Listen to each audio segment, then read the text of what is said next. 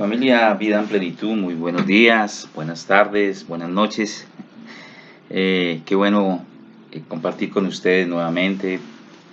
Qué bueno es que Dios nos da la oportunidad de poder seguir disfrutando de esta edificación en la cual estamos siendo formados día a día y en la cual estamos creciendo según su propósito eterno y según su verdad.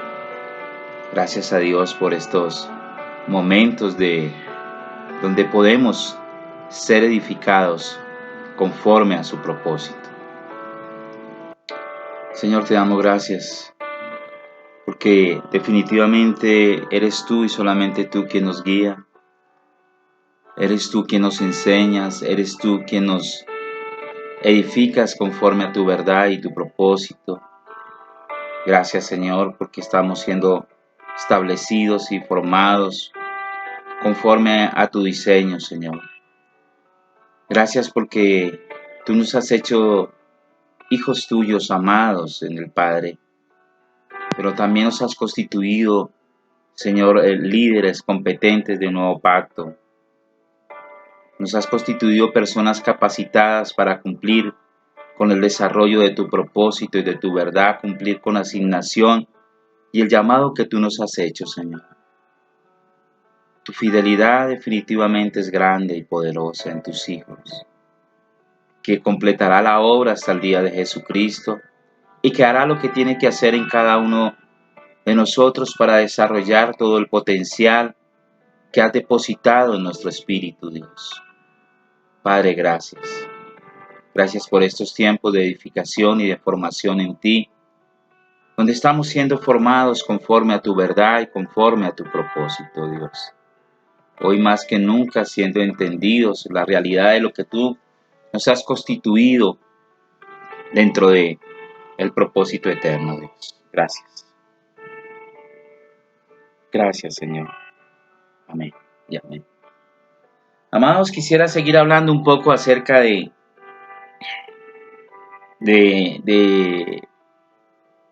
la realidad de cumplir ese llamado y esa asignación donde Dios nos ha puesto.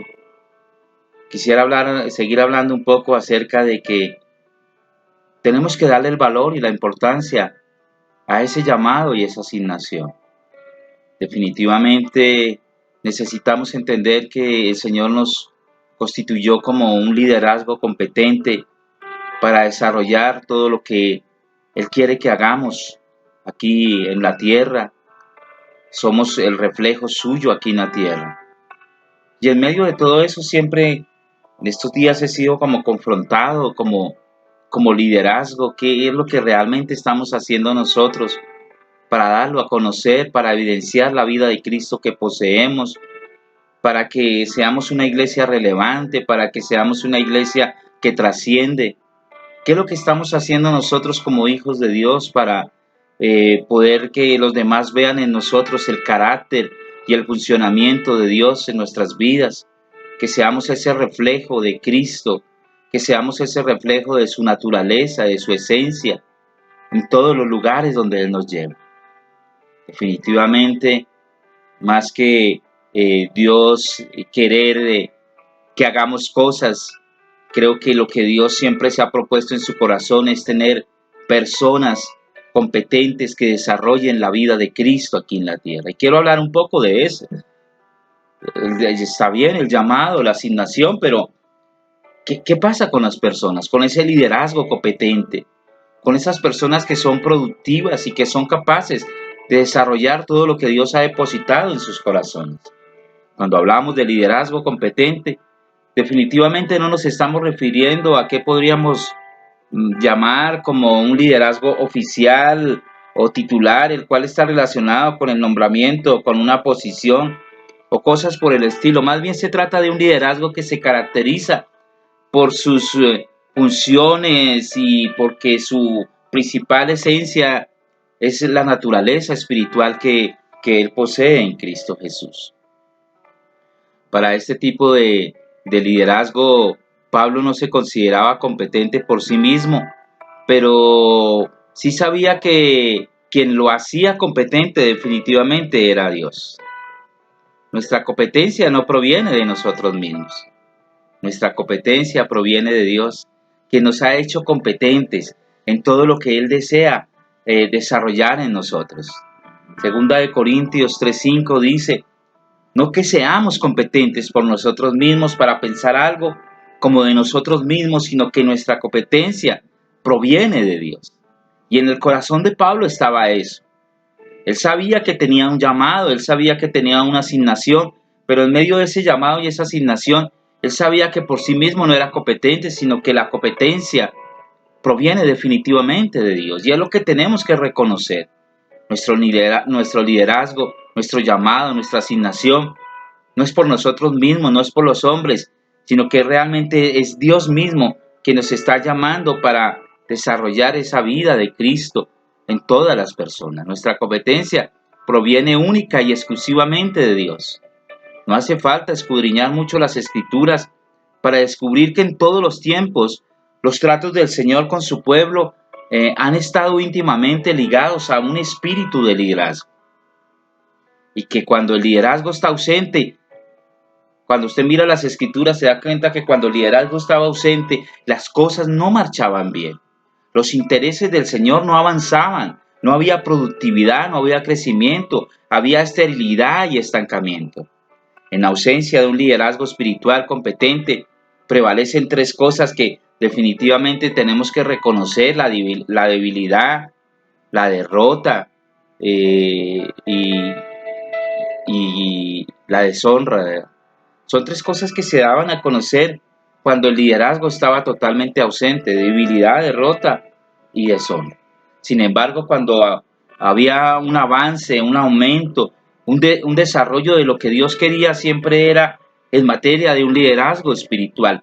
Definitivamente las cosas de Dios no pueden avanzar por sí mismas, no pueden avanzar solas. Tiene que haber un liderazgo espiritual competente que desarrolle todo ese potencial, toda la vida, toda la formación, toda la edificación, todo lo que Dios se ha propuesto en su corazón.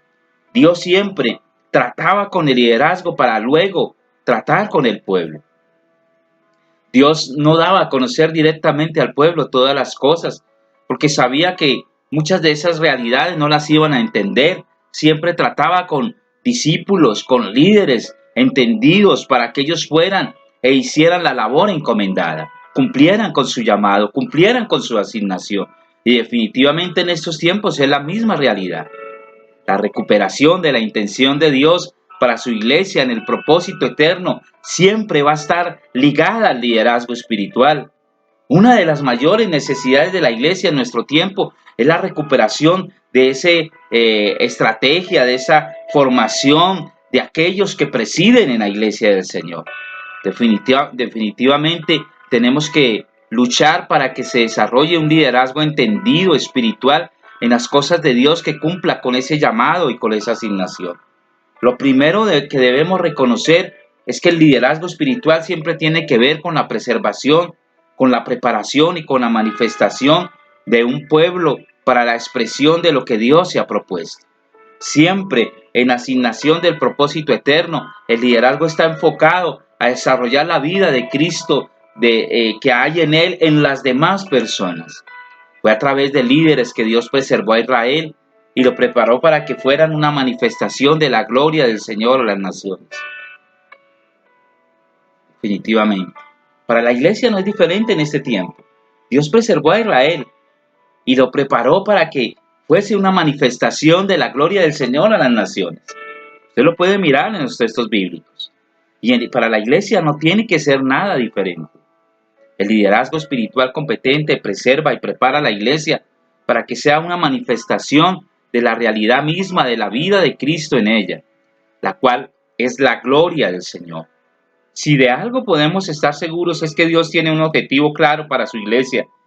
Él no está moviéndose sin un diseño, Él no está moviéndose sin un modelo previamente establecido que Él mismo estableció. Para Dios su propósito está claro, está completo, está definido, está establecido. Él no está jugando a un rompecabezas, a ver tal vez cómo lo arma. Él nunca se aparta de su diseño, Él nunca se aparta de su propósito. y Él nunca aceptará nada más y nada menos que eso. El objetivo siempre será el cumplimiento de su propósito. El objetivo será siempre el cumplimiento de su diseño y de su verdad. Para Pablo, el objetivo final siempre estaba claro, ¿no? Colosenses 3:11, donde no hay judío, donde no hay griego ni judío, circuncisión ni circuncisión, bárbaro ni escita, siervo ni libre, sino que Cristo es el todo y en todos. Pablo lo tenía muy claro. En el propósito de Dios, en su asignación, en su llamado, Pablo lo tenía de una manera clara en su mente. Colosenses 3:11, vuelvo y lo repito, donde no hay griego ni judío, circunciso ni circuncisión, bárbaro ni escita, siervo ni libre, sino quiero hacer énfasis en esta parte final, sino que Cristo es el todo y en todos. En otras palabras, la función primaria de un liderazgo espiritual competente no son las actividades, sino asegurar que Cristo sea preeminente en la vida de cada santo y en la expresión de la vida de la iglesia. Creo que hemos funcionado durante miles de años al revés y le estamos dando la prioridad a las actividades. La función primaria de un liderazgo espiritual competente no son las actividades, sino asegurar que Cristo sea preeminente en la vida de cada santo y en la expresión de la vida de la iglesia.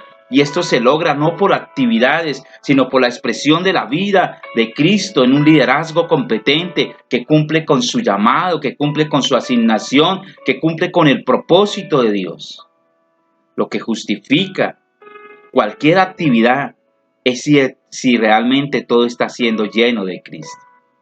Claro que tienen que haber actividades, pero ¿qué es lo que realmente justifica las actividades? Que todo esté siendo lleno de Cristo, que todo esté siendo de esa vida de Cristo, sino que Cristo es el todo y en todos. ¡Wow! Ese es un liderazgo competente que persevera, que lucha, que corre la carrera con paciencia, como hablábamos hace 8 días, para que Cristo sea el todo y en todos, que se dé a conocer a plenitud. Un liderazgo competente, capacitado, que persevera en esta función primaria, que Cristo sea el todo y en todos. No en qué actividades vamos a hacer. No, realmente eso es lo de menos, esas actividades, que cuando vamos a hacer la iglesia presencial, que cuando vamos a hacer aquí así, que cuando cantamos 3 rápidas, 2 lentas, que cuando vamos a tener un culto. Eso es lo secundario, lo principal es la formación de un liderazgo establecido, un liderazgo firme, un liderazgo comprometido, un liderazgo obediente, donde ese liderazgo desarrolla la vida de Cristo para que se cumpla lo que Pablo dice ahí, que Cristo sea el todo y en todos. Ay, Señor, ayúdanos. Esto, por supuesto, es una cuestión dinámica. Esto no es algo que está estático, no. Esto es una cuestión dinámica, no estática, es progresiva, no es eventual, no es de eventos. Esto se caracteriza por una estrategia intencional para que Cristo sea el todo en todos. La palabra clave aquí es intencionalidad. Que cada líder en su corazón, que cada hijo de Dios tenga la intencionalidad de desarrollar la vida de Cristo en los demás para que Él sea todo en todos. Nada de esto sucede por sí solo. Tiene que haber una gestión, tiene que, y la forma como Dios ha diseñado todo esto en esta gestión, y que quiere que esto suceda es por ese diseño espiritual competente. Un modelo de esto lo podemos ver en la vida de Pablo y la gestión apostólica que él hacía. Dios escogió a Pablo como un instrumento para que tuviéramos una referencia de cuál es el mensaje que debemos predicar y enseñar y el modelo de edificación que debemos implementar. Definitivamente tenemos que entender que Pablo es un ejemplo contundente para nosotros que debemos seguir en ese modelo de poder cumplir con esa asignación en ese modelo de cuál es el mensaje que debemos predicar y enseñar, en ese modelo de edificación que debemos implementar cada uno de nosotros. Pablo es el gran ejemplo de un liderazgo espiritual competente que se da a conocer de una manera tremenda. Hechos 9:15 lo declara el Señor, y ya este es un texto que estoy repitiendo de la vez pasada. El Señor le dijo: ve, porque instrumento escogido me es este para llevar mi nombre en presencia de los gentiles y de reyes y de los hijos de Israel. El Señor le dice a Ananías: ve allí donde Pablo, úngelo, porque el instrumento me es escogido, me es este para llevar mi nombre en presencia de los gentiles, de los reyes y de los hijos de Israel.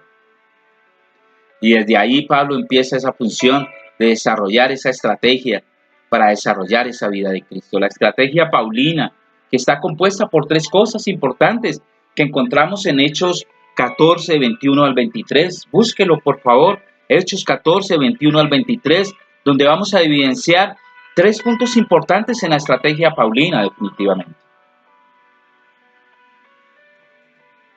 Hechos 14, 21 al 23. Primero vamos a ver el verso 21, Hechos 14, 21.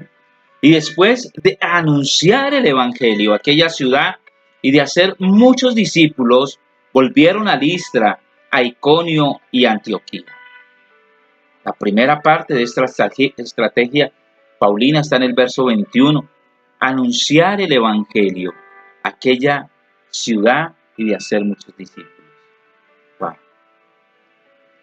Creo que tenemos arduo trabajo como líderes competentes de anunciar el verdadero evangelio de Cristo, las buenas noticias, las buenas nuevas de salvación, de anunciar la vida de Cristo que contenemos en nosotros, en esta ciudad, en nuestro barrio, en nuestra familia, en nuestra localidad, en nuestra primera iglesia, que es nuestro hogar, y que creo que vamos a tener que pensar muy bien cómo vamos a desarrollar una estrategia de iglesias familiares, donde los líderes que hay en esta casa Vida en Plenitud, que vuelvo y lo repito, para mí son todos, porque aquí no hay personitas que lleven 1 mes, 2 meses, ni siquiera 1 año. Aquí hay gente que el que lleva menos son 6, 7 años. Es un líder competente. Es un líder competente. Anuncia el evangelio a aquella ciudad y hace muchos discípulos. Verso 22. Confirmando los ánimos de los discípulos, exhortándoles a que permaneciesen en la fe y diciéndoles: es necesario que a través de muchas tribulaciones entremos en el reino de Dios. Exhortando los ánimos en los discípulos. Wow. Confirmando los ánimos. Verso 22, la segunda parte de esta estrategia es un trabajo de desarrollo de la vida en los creyentes, confirmándolos, afirmándolos, reafirmándolos, discipulándolos, exhortándolos para que permanezcan en la fe, para que sigan adelante, confirmando el alma de los discípulos y exhortándolos a continuar en la fe. Y el verso 23 dice: y constituyeron ancianos en cada iglesia. Otra forma de decir esto es: evangelizó ciudades estratégicas, estableció iglesias locales y confió el liderazgo de esas iglesias a hombres fieles. Wow. Lo primero que hace es anuncia el evangelio en ciudades, en familias, ¿sí? Lo otro es que establece iglesias locales, y en esas iglesias locales establece una formación de discípulos, y al final, ya cuando hay un desarrollo en la vida de estos discípulos, un liderazgo competente, confía el liderazgo de esas iglesias a hombres fieles.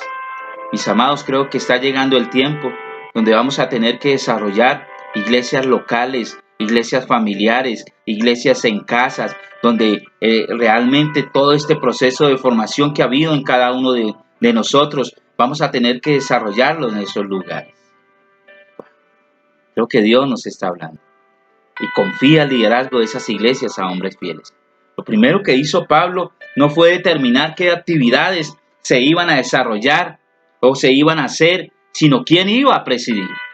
Si usted mira esos 3 versos, usted no está mirando a un apóstol Pablo diciendo, es necesario que hagamos cultos en la ciudad, es necesario que hagamos una mega iglesia, es necesario que constituyamos una iglesia local inmensa. No, y vamos a desarrollar las siguientes actividades. Primero, bienvenida. Segundo, alabanza. Tercero, no, él no piensa en las actividades. Lo que primero Pablo tiene en mente es desarrollar un liderazgo. ¿Quién iba a presidir esos lugares? Y cuando tiene los que van a presidir esos lugares, que más adelante vamos a ver quiénes son, cuando tiene esa clase de personas, empieza entonces a dejarles a su cargo esas iglesias locales para que ya con la vida, el desarrollo, la edificación de cada uno de ellos, pues puedan presidir en medio de esos lugares, puedan desarrollar las actividades. Parece que nosotros lo estamos haciendo al revés, primero las actividades y después el liderazgo. Primero el liderazgo y después con el entendimiento, con el diseño, con la verdad que hay en ese liderazgo, desarrollar cada una de esas actividades. Lamentablemente, tenemos que decirle, hoy se ha invertido eso totalmente. Para muchos líderes la primera determinación es qué actividades vamos a hacer para crecer y busquemos quién está disponible para seguir haciendo más actividades.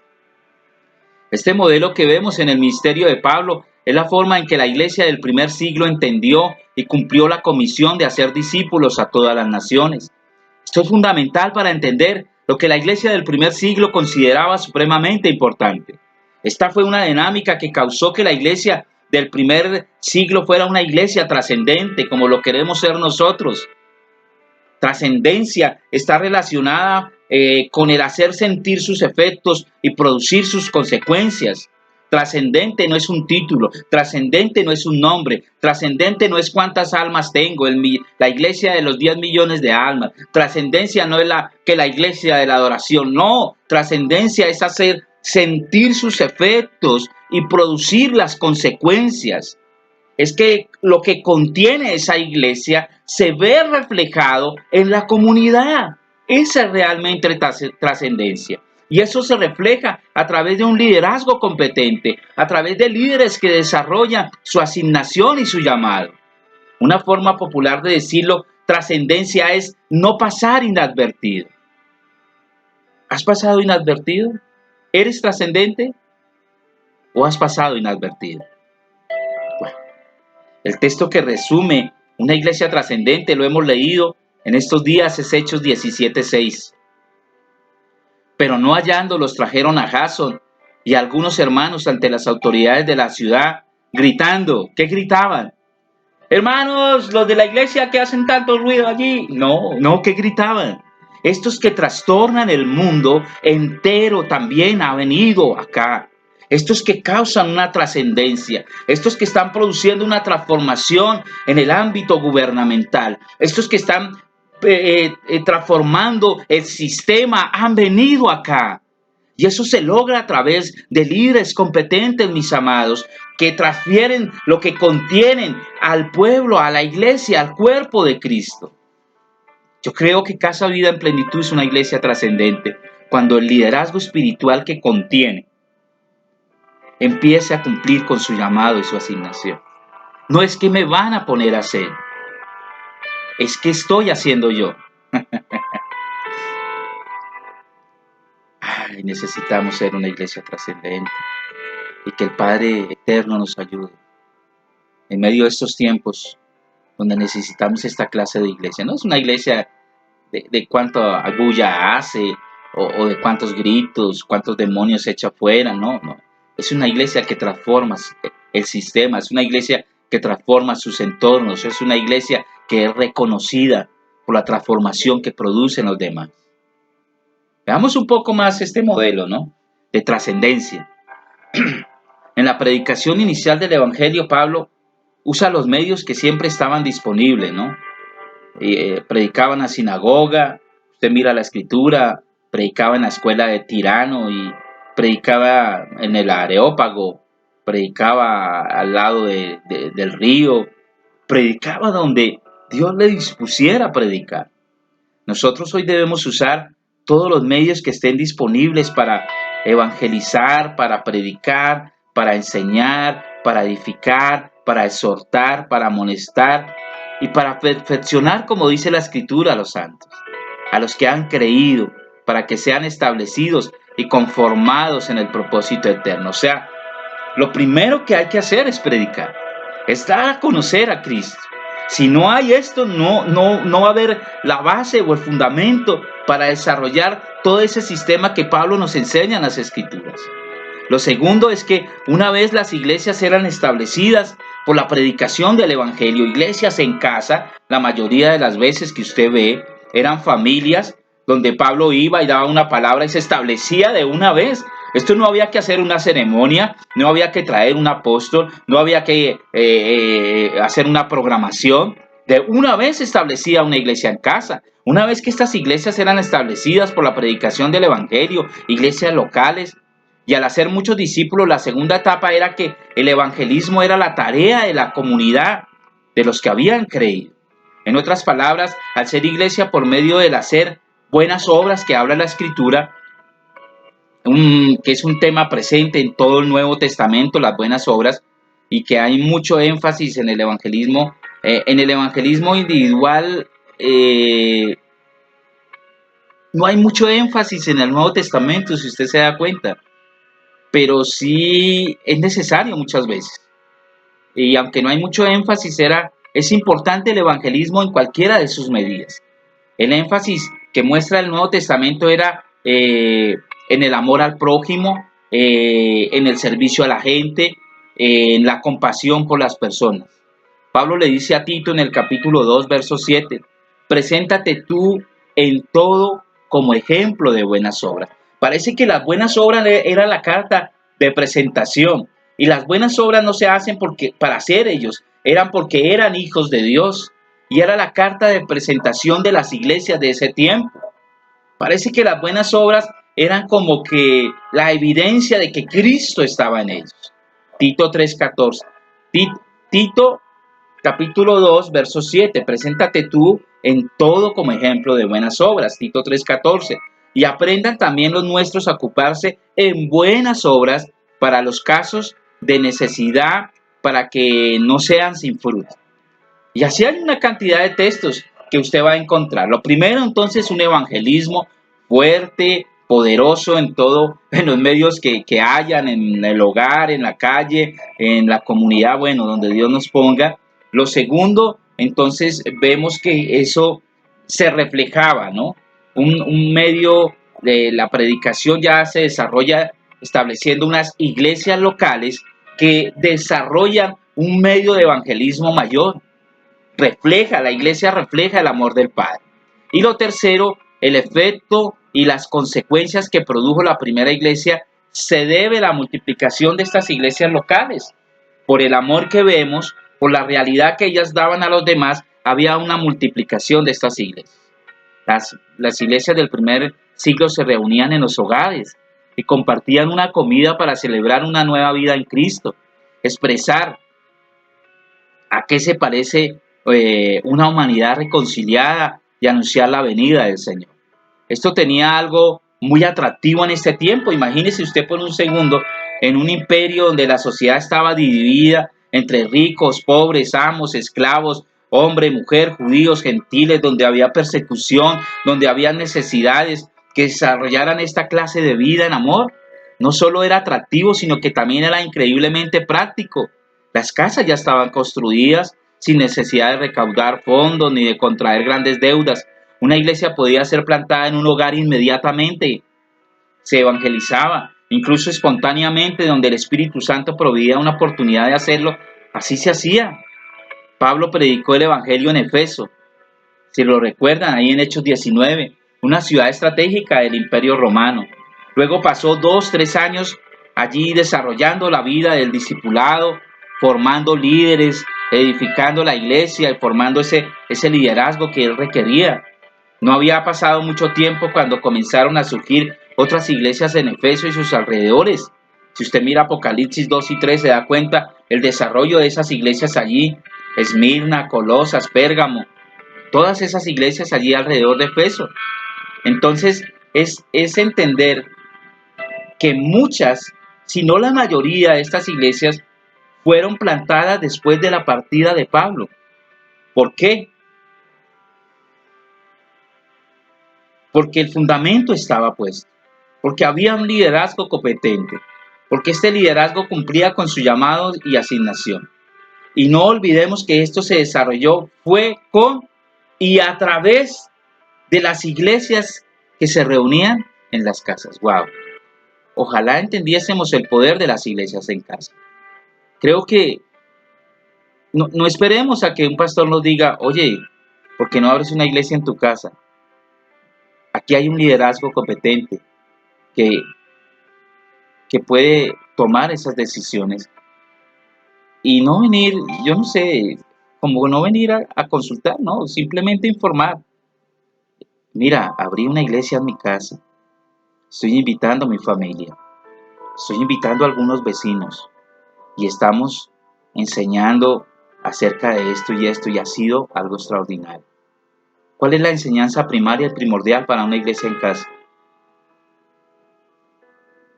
4 pasos para ser un líder, 10 pasos para desarrollar la vida. No, la enseñanza primaria y primordial de una iglesia en casa es la vida de Cristo, el proceso de esa vida de Cristo. ¿Qué fue lo que Cristo hizo por nosotros? El desarrollo de la vida de Cristo en sus hijos. Y ahí comenzando, definitivamente tenemos que entender que desde el comienzo, y usted va a encontrar muchos textos que hablan de esto también, el desarrollo de las iglesias en casa. Colosenses 4:15. Saluda a los hermanos que están en la Odisea y a Ninfas y a la iglesia que está en su casa. Las iglesias en casa fue una estrategia que esta gente la tenía clara realmente. En vez de intentar que la gente fuera a la primera gran iglesia que había en Efeso, que había establecido Pablo, ¿qué fue lo que hicieron? Plantaron iglesias en los distintos barrios y los pueblos de los alrededores. Más que las mega iglesias, el modelo de evangelización primario y que surgió un efecto en el contorno donde vivían del primer siglo son muchas iglesias. Muchas iglesias. Esta es una razón primaria del por qué un hijo de Dios no puede ignorar la centralidad e importancia de la iglesia local, de la iglesia familiar. Allí es donde se desarrolla la vida del liderazgo. El pastor no me pone a predicar, el pastor no me pone a decir, el pastor no me pone adelante. Mira, desarrolla la vida del liderazgo que contienes en una iglesia familiar, en una iglesia en casa. El proceso de establecimiento, también conocido como discipulado de los apóstoles, se centró en las iglesias, no solamente en los individuos, no establecido como que únicamente en la persona, en el desarrollo de estos individuos, pero dentro de la iglesia local. El Evangelio de Cristo no promueve una fe individualista. La mayor parte del Nuevo Testamento se centra en el mensaje de la iglesia, la misión, el propósito y la enseñanza de la iglesia. Allí en esas iglesias, en casa. El amor mutuo, el amor familiar y el liderazgo intencional de la iglesia está desarrollada allí, en esta iglesia en casa. De hecho, gran parte del Nuevo Testamento se centra en el ministerio de la iglesia local. Local propone que es imposible seguir a Cristo sin amar y abrazar a la iglesia local. Si las personas no están firmemente establecidas en la fe, no resistirán y se apartarán de las congregaciones, se desmoronarán. Pablo y su equipo dedicaron mucho tiempo no solo a la evangelización, sino también a establecer a los creyentes para que fuesen participantes de estas iglesias que iban a trascender por generaciones. Imagínese usted una iglesia en casa, donde están siendo formados generaciones, sus hijos, los hijos de sus hijos, los primos, los tíos, el vecino que viene con los hijos, y están siendo formadas. Es una iglesia que trasciende. Los primeros 350 años de la iglesia son testimonio de este trascender. ¿Cuál fue la estrategia que incorporó Pablo para establecer iglesias fuertes que hicieran sentir sus efectos y produjeran consecuencias? 2 cosas que son tan actuales como lo fueron para Pablo. ¿Qué fue lo que estableció Pablo para que esto siguiera adelante en el proceso de formación y en el desarrollo de estas iglesias familiares y locales? Pablo, 2 cosas ahí se ve.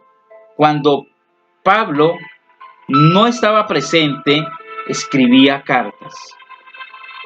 Cuando no se pudo tener una iglesia presencial, buscaron la estrategia de su tiempo para seguir impartiendo y desarrollando la vida de Cristo en cada uno de los discípulos. Las cartas de Pablo nos muestran un modelo progresivo y dinámico en la gestión de un liderazgo competente. Si usted mira las cartas de Pablo, siempre apuntaban a que hubiera un crecimiento, a que hubiera una formación realmente en la vida de las personas que allí se centraron. Lo primero que Pablo desarrollaba en las cartas era precisamente como la formación, ¿no?, de ellos. Las cartas de Pablo es como en el establecimiento de estas iglesias a través del Evangelio, las primeras cartas. Después se centraba Pablo en el establecimiento de las iglesias, en la misión y en el propósito de la iglesia.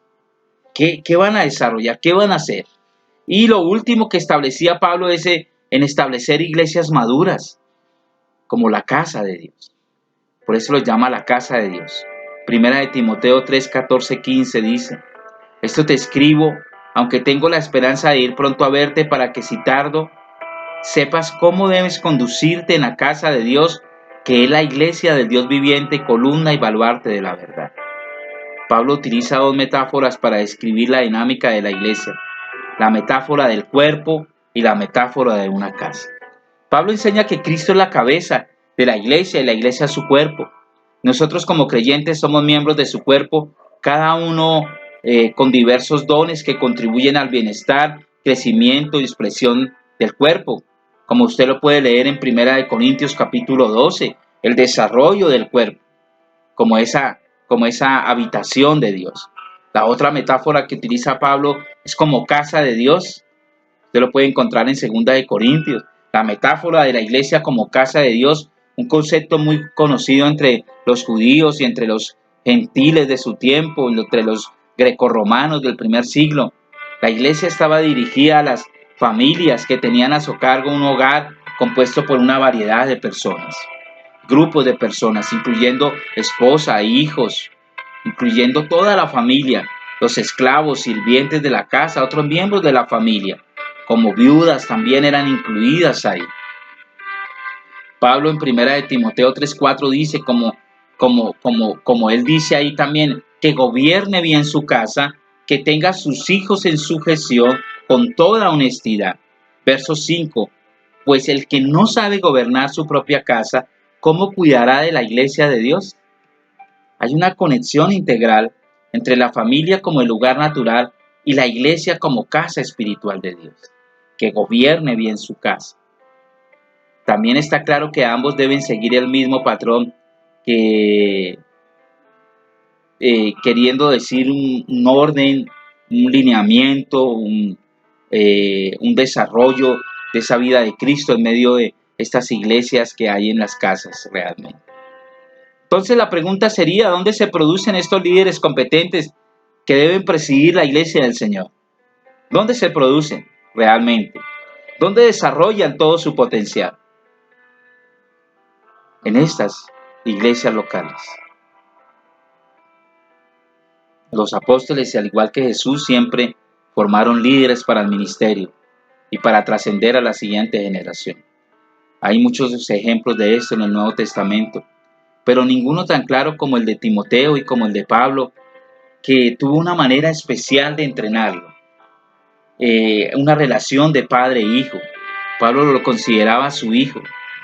Timoteo, verdadero hijo en la fe, gracia, misericordia y paz de nuestro Padre y de Cristo Jesús nuestro Señor. Primera de Timoteo 1:2. Es importante señalar que la formación de Timoteo se da en un contexto de ministerio, en otras palabras, en la ejecución de una tarea, no en simplemente una enseñanza lejana, sino que él veía lo que Pablo estaba haciendo. Un ejemplo que utilizó Jesús en la formación del liderazgo.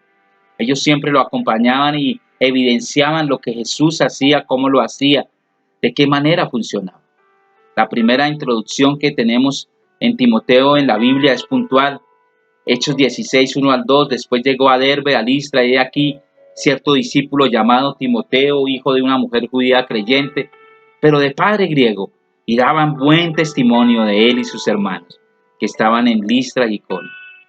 Dos cosas que vemos aquí para empezar a entender que nosotros somos líderes, un liderazgo competente. Lo primero que Pablo busca en Timoteo, ¿qué es? ¿Cuánto ha estudiado? ¿Cuánto sabe de la Biblia? No, lo primero que Pablo evidencia de Timoteo es que daban buen testimonio de él, los hermanos que estaban en Listra y Iconio. Un hombre de carácter probado y aprobado. Un hombre de carácter probado y aprobado. Un buen testimonio entre los hermanos. Por eso cuando Pablo llega allí a ese lugar, no le pidió las cartas de recomendación, sino escuchó lo que la gente decía de él. Un hombre de carácter aprobado. Eso es lo principal que Pablo evidencia en la vida de un líder, que sea aprobado por el Espíritu, que sea aprobado por la evidencia de la naturaleza que él contiene. Amados, y cuando vemos esto, creo que los que estamos aquí en este día somos líderes aprobados. Primera de Timoteo 4:14, Pablo le dice a Timoteo: no descuides el don que hay en ti, que te fue dado mediante profecía con la imposición de las manos del presbiterio, para ser un discípulo colaborador del equipo de Pablo. Pablo 16:3, quiso Pablo que fuese con él tomándole, le circuncidó a causa de los judíos que había en aquellos lugares, porque todos sabían que su padre era griego. Pablo siempre quiso que lo acompañara para entrenarlo, para desarrollar esa vida de Cristo. Un hombre aprobado, un hombre de los cuales los demás daban un buen testimonio. Así comenzó un largo aprendizaje bajo la tutoría del apóstol Pablo. Pero siempre ve usted en Timoteo el desarrollo de la vida de Cristo. Siempre ve esa responsabilidad de hijo. Siempre ve que él trata de todo lo que le ha sido impartido, de darlo a conocer, de ser un líder productivo. Pablo lo reconoce como un líder competente, capaz de darle continuidad a lo que él había enseñado y modelado. Pablo entrenándolo para que Timoteo fuera uno de estos tantos hombres que usted ve en la vida de Pablo, que pudieran, después de que él partiera, desarrollar todo ese trabajo que él estaba encomendado. Segunda de Timoteo 1:6, por lo cual te aconsejo que avives el fuego del don de Dios que está en ti por la imposición de mis manos. Pero esto se trata de una intencionalidad. Esto se trata también del querer como el hacer que está en nosotros. Esto se trata de que cada líder tiene que también tener esa intencionalidad dentro de sí, de decir: voy a seguir adelante, voy a avivar el don, voy a progresar, voy a correr la carrera con paciencia, que aunque vayan obstáculos siempre voy a proseguir a la meta. Definitivamente Pablo estaba entrenando a Timoteo para que lo mismo que él se consideraba, como dice la escritura, Pablo, un perito arquitecto, también Timoteo fuera un perito arquitecto. Noten la progresión en la vida de Timoteo, un hombre de carácter aprobado, un hombre de un buen testimonio entre los hermanos, reconocido como un líder competente, fiel a la verdad, apto para enseñar lo que había oído en la fe y en amor que es en Cristo de Jesús. Por eso le decía: lo que has oído de mí, declara esto ante muchos testigos. Comisionado para imitar y reproducir la obra del apóstol Pablo. Primera de Timoteo 2:2 dice: lo que has oído de mí ante muchos testigos, esto encarga a hombres fieles. Sigue desarrollando ese ministerio de liderazgo competente. Hombres fieles que sean idóneos para enseñar también a otros. Amén. Aquí en Casa Vida en Plenitud hay hombres, mujeres idóneos para enseñar también a otros, con capacidades de desarrollar liderazgo. Yo la verdad a veces me pregunto: ¿qué estamos esperando? ¿Que nos digan qué tenemos que hacer? ¿Qué estamos esperando? Creo que ha llegado el tiempo, mis amados, donde tenemos que empezar a funcionar y desarrollar todo lo que tenemos dentro de nosotros sin excusa alguna. Es que yo no puedo, es que no soy capaz. Dígale a otro. No, mis amados. En estos días que tuve una reunión con el apóstol Basilio, me decía eso: a ver, Yo creo que aquí se trata ya de empezar a formar iglesias en casa, buscar estrategias de funcionamiento, si no podemos estar presencialmente aún, pero que empecemos a desarrollar toda esa vida de Cristo que está contenida en un liderazgo competente como lo tienen ustedes allá. Él veía que nuestra iglesia local no era una iglesia de gente nueva. Él me decía, es que yo veo allá es un liderazgo que necesita expresar todo lo que contiene. Y ha llegado el tiempo donde tenemos que desarrollar realmente. Esto no es una predicación, mis amados. Esto no es una enseñanza, 3 pasos para desarrollar el liderazgo. Esto creo que es más un reto. Vamos a desarrollar la vida que contenemos en el Espíritu. Vamos a formar iglesias en casa. Vamos a empezar intencionalmente, desde la intencionalidad de nuestro corazón, a cumplir con nuestro llamado y asignación. Yo creo que tenemos que, que empezar a... No todos son tipos de Pablo, de Timoteo, de Tito, pero la forma en que Pablo entrena a Timoteo es la forma en que se supone que debemos ser también entrenadores y desarrollar esa vida discipular en otros. Mirar en las personas. ¿Qué es lo que tenemos que mirar? Primero, si esta persona está dispuesta a servir en cualquier capacidad y forma que sea necesaria para la edificación del cuerpo de Cristo. Segundo, si la persona está dispuesta a ser entrenada, a asistir a las escuelas, a que haya una capacitación, el tiempo que sea necesario, a ir a una universidad para ser entrenado, completamente equipado, para que lo que él contiene sea desarrollado también en otros. Tercero, se ha probado que la persona puede ser confiable, que en un mayor nivel de responsabilidad para asignarle las tareas que sean necesarias para que entrene y desarrolle todo lo que contiene en otros. Mis amados, esto es importante que lo podamos entender. Un líder también que no está debidamente preparado, un líder que, como dice ahí que Pablo, que era lo que miraba, primero cómo era su carácter, un líder que no se ha probado en su carácter, ¿realmente estará capacitado para ejercer su función y su llamado? ¿O realmente si lo ponemos o desarrolla ese liderazgo nos puede causar mucho daño? Porque puede estar en un diseño diferente, puede estar dando cosas que no son de acorde a la verdad y al diseño de Dios. La verdad es que no todos son líderes y eso también tenemos que reconocerlo, pero todos sí son servidores, todos son colaboradores. Los líderes pueden desempeñar un papel vital en el ministerio y en las iglesias locales, pero es que hay varias funciones para desempeñar y varios ministerios. Muchos de los miembros del equipo de Pablo figuraban simplemente como colaboradores también. Romanos 16:9 saluda a Urbano, nuestro colaborador en Cristo Jesús, y a Estaquis, amado mío. Filipenses 2:25, mas tuve por necesario enviarle a Epafrodito, mi hermano y colaborador y compañero de milicia, nuestro mensajero y ministrador de mis necesidades. Hay diferentes funciones dentro del cuerpo de Cristo. Puede que sus funciones no estuvieran claramente definidas, pero formaban parte de un equipo, de una misión, de un desarrollo, de una iglesia local, de un propósito bien definido. La palabra de la iglesia local puede describirse en el desarrollo de nuestra vida que hace posible la mayordomía de toda una vida. La iglesia local, y voy a decirlo claramente, la iglesia local, la iglesia familiar, la iglesia en casa es una incubadora de líderes que están en diferentes etapas de su proceso de formación. La iglesia local es una incubadora de líderes que están en diferentes etapas de su proceso de formación. Cada hijo y cada hija de Dios que ha sido impartida con el Espíritu Santo, cada creyente tiene talentos, tiene experiencia, tiene dones, tiene contribuciones que hacer al desarrollo de la obra de la iglesia.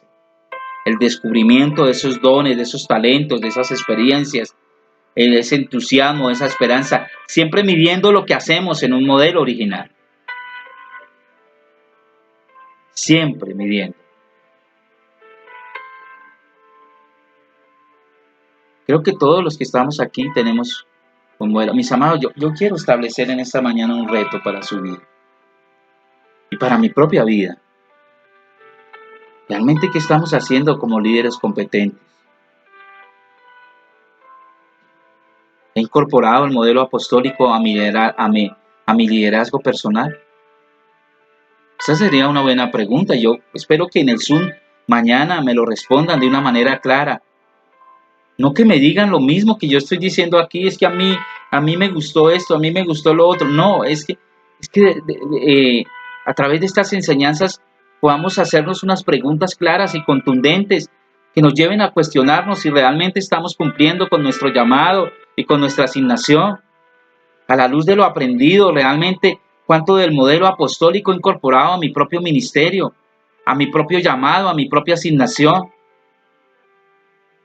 A la luz de lo aprendido, cuánto de la estrategia de la formación de líderes, siendo yo un líder, porque todos los que estamos aquí, vuelvo y repito, tienen un liderazgo, tienen un llamado, tienen una asignación de diferentes formas y maneras, pero lo tienen en Cristo Jesús.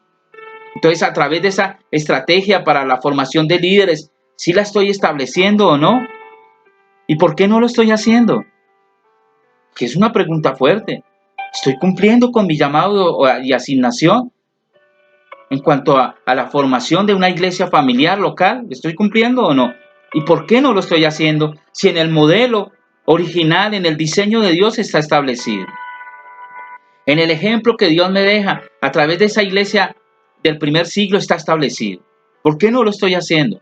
¿Cuál es mi excusa? No puedo. ¿Por qué no puedes? No tengo tiempo. Estoy dando prioridad a otras cosas que al desarrollo de mi llamado y asignación. Estoy dando prioridad a lo físico, a lo material que a lo espiritual. Estoy dando más importancia y relevancia a lo temporal que a lo eterno. Las cosas de este mundo son temporales, las que se ven son temporales, pero las que no se ven son eternas. Hermano, yo lo invito a que no espere que te digan qué tienes que hacer. A que no, mire hermanito, por favor, ¿quieres abrir una iglesia local en tu casa? No, sino que sea desde la intencionalidad de tu corazón, que diga, pastor, mire, yo voy a abrir una iglesia en mi casa. Yo voy a hacer esto. Pastor, Abel, como me quieran decir, vuelvo y repito, a mí los títulos no me hacen. Yo tengo que ganarme el título por la función de lo que soy.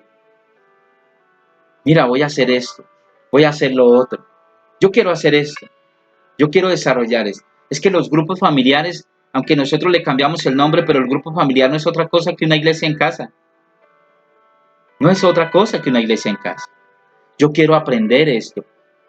¿Por qué no hacemos una escuela de cómo desarrollar esto? Pastor, ¿por qué no hacemos esto? Pastor, ¿por qué no hacemos lo otro? Pero hermanos, realmente, a veces me siento que yo no me puedo multiplicar en 15, en 20. Cada uno de los que está aquí tiene en su vida el ministerio, el llamado, la asignación, el don de Dios para desarrollar esta labor, que no la está desarrollando para mí, no está desarrollándola para Casa Vida en Plenitud, la está desarrollando por el llamado y la asignación que el Padre Eterno le ha dado, por cumplimiento a su propósito, por cumplimiento a la verdad de Cristo que está establecida en él. ¿Tienes establecida una estrategia para formación de líderes? ¿Quién va a seguir cuando tú faltes? ¿Sí o no? ¿Y por qué no? Señor, gracias. Ayúdanos que en medio de este propósito eterno podamos desarrollar esta vida de Cristo a través de las estrategias apostólicas que tú nos has dejado como ejemplo en las Escrituras. Que podamos desarrollar a través de estas iglesias locales, en el llamado y en la asignación, toda esta labor que nos has encomendado de darte a conocer. No como un evangelismo individual solamente, que es importante, sino como un evangelismo corporativo a través de estas iglesias locales, donde te damos a conocer, Señor. Padre, que asumamos este reto con responsabilidad, que podamos seguir adelante en el cumplimiento de tu propósito eterno. Gracias, Señor, por cada vida en plenitud y por cada familia aquí representada, Señor. En el nombre de Cristo Jesús, declaramos la vida de Cristo, declaramos la capacidad que tú nos das, tú nos has hecho ministros competentes de un nuevo pacto, Señor.